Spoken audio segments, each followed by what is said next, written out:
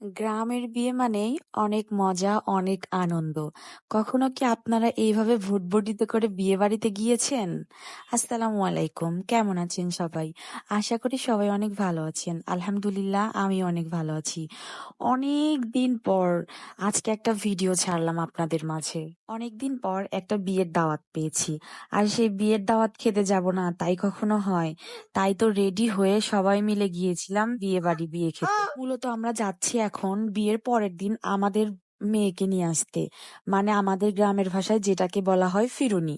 তো আমরা সবাই মিলে এই যে এইভাবে ফিরুনি আনতে যাচ্ছি ভুটভুটিতে করে।